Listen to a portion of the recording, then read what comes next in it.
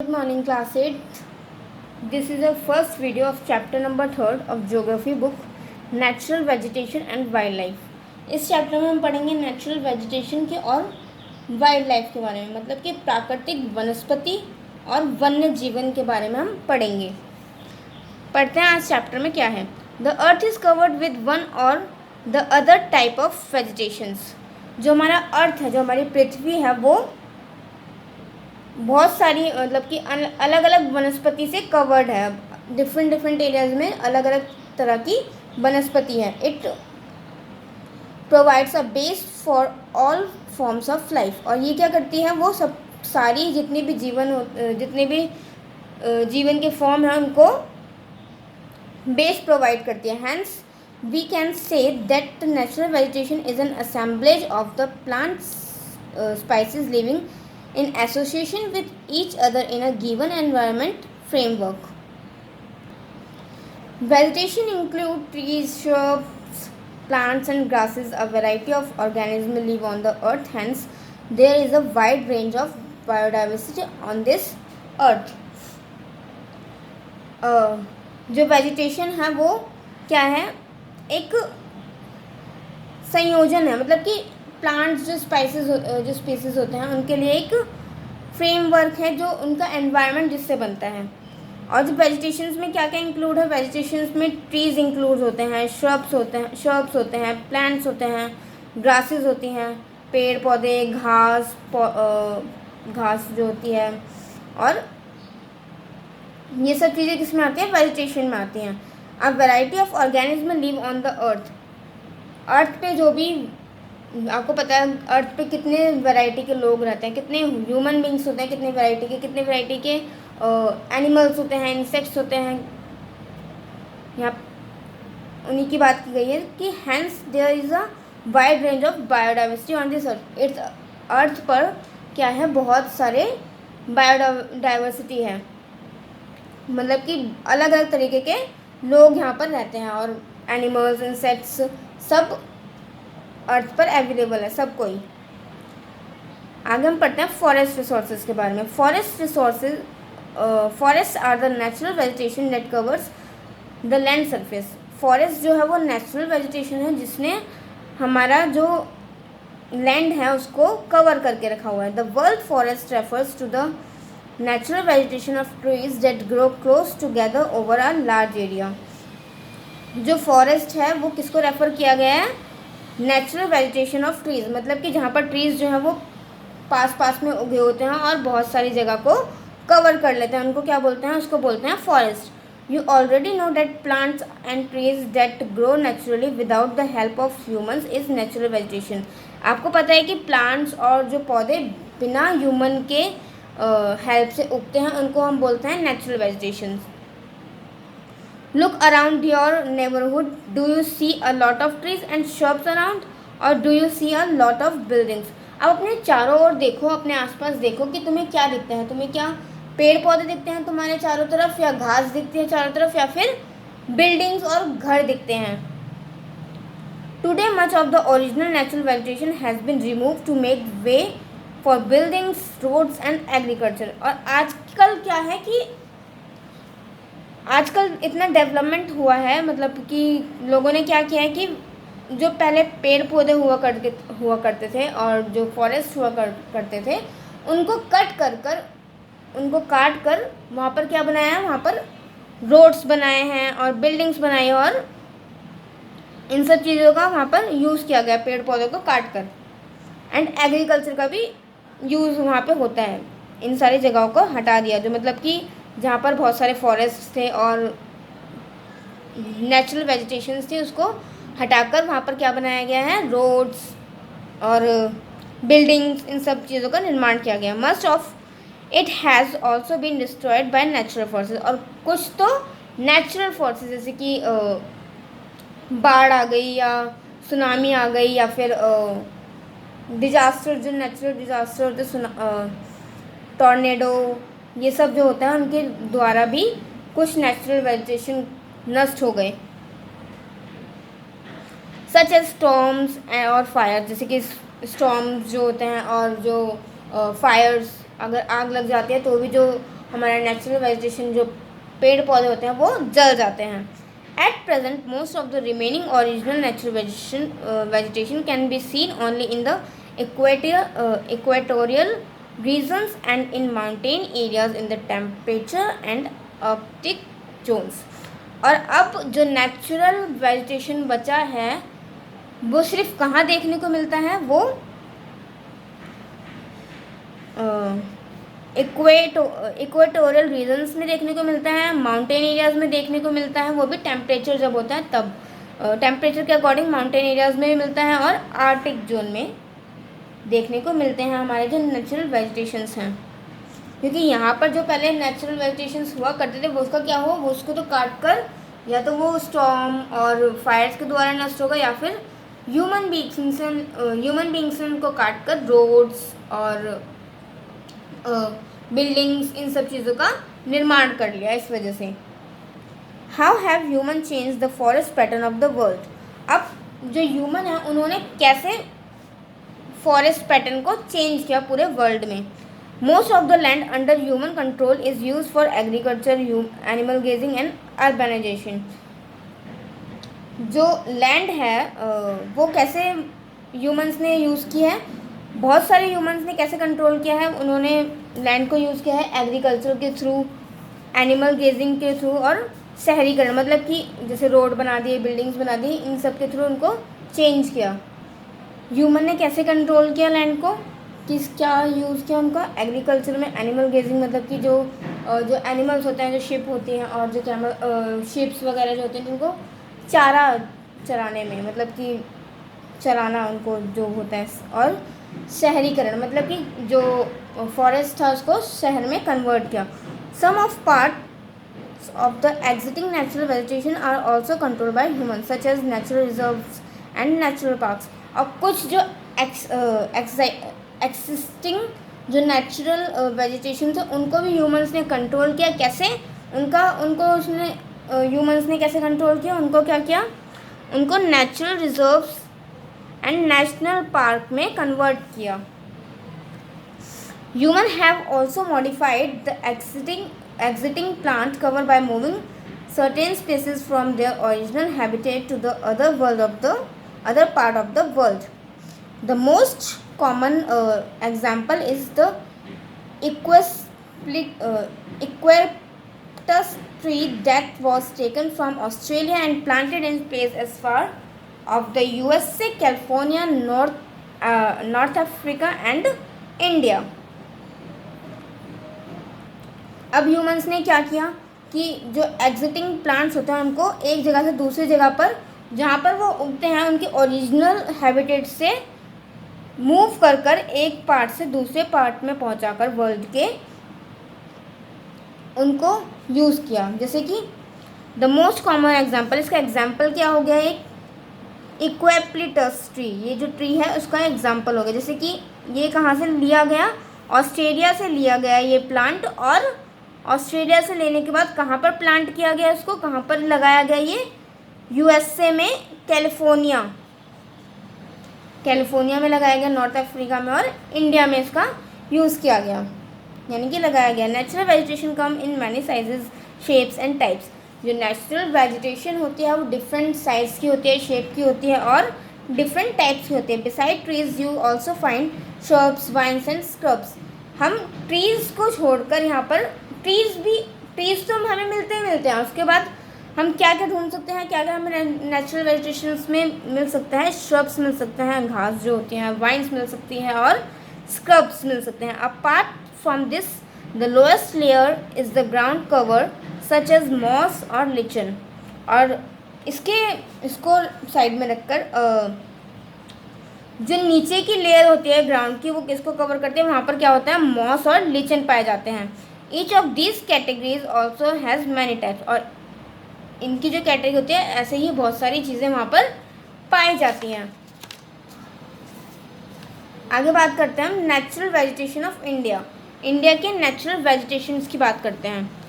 India is situated at tropical latitude and has diverse temperature and rainfall regimes. India कहाँ पर situated है, कहाँ पर है इंडिया, ट्रॉपिकल लैटिट्यूड्स पर है। और इंडिया के पास डाइवर्स टेम्परेचर है। इंडिया के पास आपको पता है कि सभी टेम्परेचर होता है, ठंडा, गर्म, और सभी तरह का टेम्परेचर जो है इंडिया पर, रेनफॉल, ये सब होते हैं। The climate of India is suitable for the growth of forest. जो इंडिया का क्लाइमेट है वो सुइटेबल है फॉरेस्ट को उगाने में, मतलब कि वहाँ पर फॉरेस्ट जो है वो इजीली उग सकते हैं। The natural vegetation of India consist of forest. जो इंडिया की नेचुरल वेजिटेशन है वो फॉरेस्ट को कंसिस्ट करते हैं। वो क्या बनाते हैं? वो फॉरेस्ट बनाते हैं। The grasslands found into the regions are not natural plant formations but the originated due to destruction of natural forest। India के क्षेत्रों में अब जो ग्रासलैंड्स मिली जाती हैं, जो भी घास जहाँ पर जिस जगह पर उगी होती हैं, वो जो होती हैं वो ओरिजिनल नहीं है। ओरिजिनल क्यों नहीं है? वो जो होती हैं वो प्लांट फॉर्मेशन से बनी होती हैं। जब प्लांट फॉर्म किए जाते हैं तो जो घास होती है वो उनसे बनी होती है। मतलब कि जो नेचुरल घास होती है वो इंडिया के क्षेत्रों में अब नहीं पाई जाती, क्योंकि जो नेचुरल वेजिटेशन है वो ख़त्म हो चुका है, नष्ट किया जा चुका है। जो नेचुरल वेजिटेशन है वो नष्ट किया जा चुका है। इस वजह से जो ग्रासलैंड्स हैं वो ओरिजिनल नहीं पाई जाती। The most important factor influencing the physiognomy species composition of Indian forests are temperature, rainfall and biotic factors. The major vegetation types of India are tropical evergreen forest, tropical deciduous forest, thorn forest, mountain forest and tidal forest। और इसका प्रभाव जो है किस किस पर पड़ता है, ये इम्पॉर्टेंट फैक्टर है। इनका प्रभाव कहाँ कहाँ पड़ता है? Physiognomy, species, composition of Indian forest और टेम्परेचर, रेनफॉल, बायोटिक फैक्टर्स, इन सब पर इनका प्रभाव पड़ता है। The major vegetation types of India are tropical evergreen forest. जो इंडिया की मेजर वेजिटेशन है वो कौन सी है? ट्रॉपिकल एवरग्रीन फॉरेस्ट और tropical deciduous forest, thorn forest, mountain forest and tidal forest. Tropical evergreen forest, इसके बारे में पढ़ते हैं कि ट्रॉपिकल एवरग्रीन फॉरेस्ट कौन से होते हैं, उनके बारे में पढ़ते हैं। They are found in areas with more than 200 centimetres of annual rainfall. ये कौन सा एरिया होता है?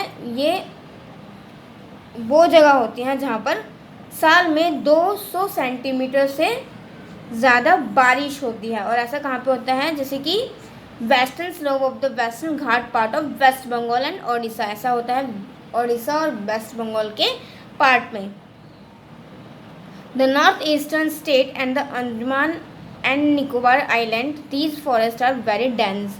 और जो नॉर्थ स्टेट में, नॉर्थन साइड में होते हैं, जैसे कि अंडमान और निकोबार, ये जो होते हैं बहुत घने फॉरेस्ट होते हैं। यहाँ पर बहुत लंबे लंबे पेड़ होते हैं, जैसे कि हार्डवुड वाले बहुत लंबे लंबे पेड़ होते हैं, जैसे ebony, mahogany, rosewood and cinchona. Tropical deciduous forest, they are found in area with annual rainfall between 100 and 200 centimeters, like the eastern slopes of the Western Ghats, the northeastern parts of Deccan Plateau, the northern plain and the foothills of the Himalayas। और ये जो forest होते हैं वो कहाँ पाए जाते हैं? जहाँ पर सालाना 100 सेंटीमीटर से 200 सेंटीमीटर के बीच में बारिश होती है, जैसे कि eastern slopes of western ghat, western ghats के ईस्टर्न स्लोप में पाए जाते हैं। North eastern part of Deccan plateau, Deccan plateau के नॉर्थ ईस्ट पार्ट में पाए जाते हैं। और the northern plain and the northern plain में पाए जाते हैं। और foothills of the Himalayas, Himalayas की जो तलहटी होती है उन पर ये पाए जाते हैं। These forests are less dense than the evergreen forest, but they contain economically valuable species like sal, teak, shisham, bamboo and sandalwood। ये जो फॉरेस्ट होता है वो एवरग्रीन फॉरेस्ट से कम घने होते हैं। और ये फॉरेस्ट जो होता है वो इकोनॉमिकल वैल्यू होते हैं, जैसे कि इन फॉरेस्ट में जो भी प्लांट होते हैं, उन जो ट्रीज होते हैं उनसे हम व्यापार कर सकते हैं। जैसे कि कौन कौन से स्पीसीज होते हैं इनमें? साल, टीक, शीशम, बैम्बू एंड सैंडलवुड, जिसका हम यूज़ करते हैं। आगे बढ़ते हैं थॉर्न फॉरेस्ट। थॉर्न फॉरेस्ट मतलब कि जो देखा होगा आपने, सूखे सूखे से पेड़ होते हैं और जिनमें कांटे होते हैं, कांटे वाले जो फॉरेस्ट होते हैं ना, उन वो होते हैं thorn forest. They are found in areas with less than 50 centimetre of annual rainfall like Rajasthan, Gujarat, Punjab, Haryana, drier part of Uttar Pradesh, Madhya Pradesh and the Deccan plateau. ये जो होते हैं ये कहाँ पाए जाते हैं? ये उस जगह पाए जाते हैं जहाँ पर साल में 50 सेंटीमीटर से कम बारिश होती है, जैसे कि राजस्थान, गुजरात, पंजाब, हरियाणा और जो उत्तर प्रदेश में जो सूखा पार्ट है वहाँ पर, मध्य प्रदेश में और डेक्कन प्लेटो में ये वाले फॉरेस्ट पाए जाते हैं। Thorny bushes and shrubs with some scattered trees like acacia, babul, khajur and कीकर आर फाउंड हियर। इन सब थॉर्नी बशेस मतलब कि जो कटीली झाड़ियाँ होती हैं वो पाई जाती हैं, बिखरे बिखरे पेड़ जो होते हैं वो पाए जाते हैं कहाँ पर? जैसे थॉर्न फॉरेस्ट में ये सारे पेड़ पाए जाते हैं, बिखरी जो झाड़ियाँ होती हैं वो, और जो बिखरे बिखरे से पेड़ होते हैं वो पाए जाते हैं, कटीली झाड़ियाँ, ये सब कहाँ पर पाए जाते हैं? ये कौन कौन से पेड़ होते हैं इनमें? एकेशिया, बबूल, खजूर, कीकर इस फॉरेस्ट में पाए जाते हैं। आगे हम बात करते हैं माउंटेन फॉरेस्ट की। They are found on the Himalaya slopes of Jammu Kashmir, Himachal Pradesh, Uttarakhand, Sikkim and Arunachal Pradesh. ये जो फॉरेस्ट होते हैं वो कहाँ पाए जाते हैं? वो हिमालयन स्लोप्स में पाए जाते हैं, जो हिमालय हिली एरिया होता है वहाँ पर पाए जाते हैं, जैसे कि जम्मू कश्मीर में, हिमाचल प्रदेश में, उत्तराखंड में, सिक्किम में, अरुणाचल प्रदेश में। These forests are mixed of diseases and confucius type। और ये जो फॉरेस्ट होते हैं वो जो शंकुधारी, जो देखा होगा आपने, कोन टाइप के जो पेड़ होते हैं वो यहाँ पर, वैसे पेड़ यहाँ पर पाए जाते हैं। The tree species keep changing with altitude। जो इनकी जो प्रजाति होती है वो एल्टीट्यूड के द्वारा चेंज हो जाती है। At the foothills, diseases forest of sal and bamboo are found। और जो तलहटी मतलब जो हिमालय की जो तलहटी होती है, मतलब वहाँ पर कौन से पेड़ पाए जाते हैं? वहाँ पर साल और बैम्बू पाए जाते हैं। Between 1000 and 1600 meter of altitude, trees like oak, chestnut and cher are found। ये ट्रीज यहाँ पर मिलते हैं। और जो कन्फ्यूशियस ट्रीज होते हैं वो 1600 and 3300 मीटर की बीच में मिलते हैं, जैसे कि फॉर एग्जांपल कौन कौन से पेड़ हो गए? पाइन हो गया, डिओडर हो गया, सीडर हो गया, स्प्रब हो गया और silver fir. Above 3300 metre only alpine shrubs and meadows can be seen up to the permanent snow line. और जो स्नो लाइन पे जो पेड़ दिखते हैं, जो भी श्रब्स हमें पाए जाते हैं वो कौन से होते हैं? मिडोज और अल्पाइन श्रब्स, जो कि स्नो लाइन पे हम देख सकते हैं। आगे बढ़ते हैं हम टाइडल फॉरेस्ट के बारे में। They are also called mangrove forest. इनको मैनग्रोव फॉरेस्ट भी कहा जाता है। And are found along the eastern coast in the large delta formed by the Ganga. और ये कहाँ पाए जाते हैं? जहाँ पर ईस्टर्न कोस्ट में पाए जाते हैं, जहाँ पर कि गंगा, ब्रह्मपुत्र, महानदी, गोदावरी, कृष्णा, कावेरी रिवर्स डेल्टा बनाती हैं, उस जगह पर ये वाले जो फॉरेस्ट है वो पाए जाते हैं। सुंदरी is the most common tree found in the biggest mangrove forest. जो सुंदरी है एक पेड़ है, मोस्ट कॉमन ट्री है, जो कि कहाँ पाया जाता है? मैनग्रोव फॉरेस्ट में पाया ही जाता है, इजीली जो है मिल जाता है मैनग्रोव फॉरेस्ट में। The Sundarbans located in the Ganga Brahmaputra delta. और जो सुंदरबन है वो कहाँ पर लोकेटेड है? कहाँ पर है? गंगा ब्रह्मपुत्र डेल्टा पर सुंदरबन लोकेटेड है। आगे हम बात करते हैं ग्रासलैंड्स की। The grassland of the world are broadly classified into 2 major types. जो वर्ल्ड का जो ग्रासलैंड है वो 2 टाइप्स में डिस्ट्रीब्यूट किया गया है, 2 टाइप्स में क्लासीफाई किया गया है उसको, tropical grassland and temperate grasslands. Grasslands are known as prairies in USA. Grasslands को यूएसए में क्या कहते हैं? पेरिस कहते हैं। In South Africa they are called pampas, और साउथ अफ्रीका में ग्रासलैंड को पैम्पस कहा जाता है। Central Eurasian grasslands are steppes, और यूरेशिया सेंट्रल यूरोप में ग्रासलैंड्स को स्टेप्स कहा जाता है। While in Africa they are, और अफ्रीका में उनको क्या कहा जाता है? Savannas. Grasslands are found where there is not enough regular rainfall to support the growth of a forest but not so little as to form a desert. देखो, grassland जो होता है वो कहाँ पाया जाता है? ग्रासलैंड होता है घास स्थल, मतलब कि जहाँ पर घास होती है। घास कहाँ पर होती है? घास उस जगह होती है जहाँ पर कि बहुत ज़्यादा बारिश भी नहीं होती। अगर बहुत ज़्यादा बारिश होगी तो वो फॉरेस्ट में कन्वर्ट हो जाएगा, और बहुत ज़्यादा सूखा भी नहीं रहता। वहाँ पर बारिश होती है मीडियम, मतलब ना ज़्यादा और ना कम, जिससे जो है ग्रासलैंड्स का निर्माण होता है। अगर ज़्यादा बारिश होगी तो वो फॉरेस्ट बन जाएगा, और कम बारिश होगी तो वो सूखा पड़ जाएगा। तो जो ग्रासलैंड्स है वो ऐसे एरिया में पाया जाता है जहाँ पर कि बारिश ज़्यादा नहीं होती, सही लिमिट में अपनी बारिश होती है। Savannas are grassland with the few scattered trees and shrubs because of the scarcity of water. जो सवानास ग्रासलैंड्स है वो वहाँ पर क्या है? स्कैटर्ड ट्रीज, मतलब जो बिखरे बिखरे पेड़ होते हैं, सूखे सूखे, और shrubs यानी कि घास है वहाँ पर, क्योंकि वहाँ पर पानी की कमी है, इसलिए ऐसा ग्रासलैंड है वहाँ पर।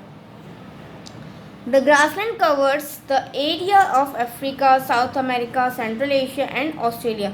जो ग्रासलैंड्स है वो कहाँ पाया जाता है? कौन सा एरिया कवर कर रखा है ग्रासलैंड ने? Africa, South America, Central Asia and Australia. They are found in regions with warm and hot climate. ये उन क्षेत्रों में पाए जाते हैं जहाँ पर गर्म क्लाइमेट होता है, जहाँ पर गर्मी होती है और गर्म वहाँ का मौसम होता है, उन जगह पर ये पाए जाते हैं। Grasses grow quickly in the wet season when water is abundant and turn brown into the dry season to conserve water. जो ग्रासेस होते हैं वो जल्दी उग जाते हैं ठंडे मौसम में, क्योंकि जो पानी होता है वो जल्दी से एब्जॉर्ब हो जाता है। जो ड्राई सीजन में क्या होता है, वहाँ उनको ड्राई सीजन में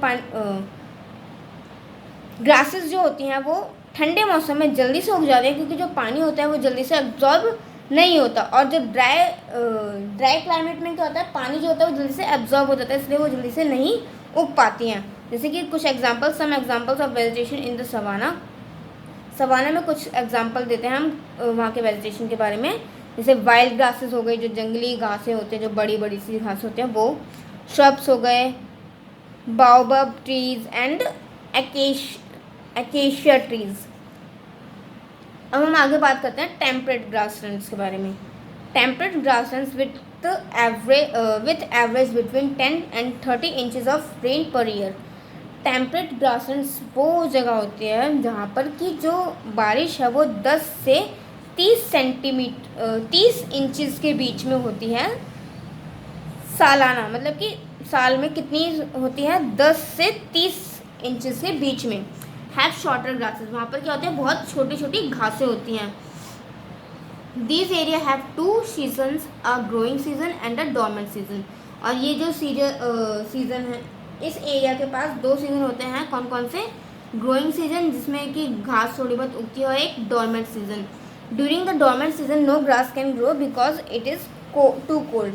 डॉर्मेंट सीजन के दौरान जो घास है वो बिल्कुल भी नहीं उगती, क्योंकि वहाँ पर ठंड होती है उस टाइम पर। The animals that live in temperate grasslands have adapted to the dry windy condition. These are grazing animals like gazelle and deer, burrowing animals such as mice and jackrabbits, and predators such as snake and coyotes. यहाँ पे जो animals रहते हैं वो क्या adapt करते हैं? वो ड्राई और विंडी कंडीशन को अडेप्ट करते हैं, क्योंकि जो यहाँ पर एनिमल्स रहते हैं उनको इस क्लाइमेट की आदत हो जाती है, तो वो इसी क्लाइमेट को अडेप्ट कर लेते हैं। वहाँ पर जो ग्रेजिंग एनिमल्स होते हैं, जो कि चारा चरने वाले जो एनिमल्स होते हैं, वो कौन कौन से होते हैं? गेजल, डियर, बोइंग एनिमल्स, और माइज हो गए, जैक रैबिट्स हो गए, और प्रीडेटर्स, स्नेक्स, कॉयोट्स, ये सारे एनिमल्स टेम्परेट ग्रासलैंड में पाए जाते हैं। The North American grassland were once home to million of bisons. जो नॉर्थ अमेरिकन का ग्रासलैंड है वो बहुत सारे बीजन्स का घर है। No other habitat is actually useful to human as grasslands. Most of the North American grassland has been converted into one of the richest agricultural region of the earth. और कोई भी अदर जो हैबिटेट होता है वो use नहीं किया जाता, उसको जो ह्यूमंस होते हैं वो यूज़ नहीं करते किसी भी अदर ग्रासलैंड्स के लिए। Most of the North American grasslands had been converted. जो नॉर्थ अमेरिका के जो ग्रासलैंड्स होते हैं वो कन्वर्ट किए जाते हैं रिचेस्ट एग्रीकल्चर रीजन में, मतलब कि एग्रीकल्चर में उनको चेंज किया जाता है। कहाँ के ग्रासलैंड को? नॉर्थ अमेरिकन ग्रासलैंड्स को एग्रीकल्चर रीजन्स में चेंज किया जाता है। क्लास चैप्टर इस वीडियो में आपका चैप्टर यहीं तक पढ़ते हैं, नेक्स्ट वीडियो में आगे पढ़ेंगे।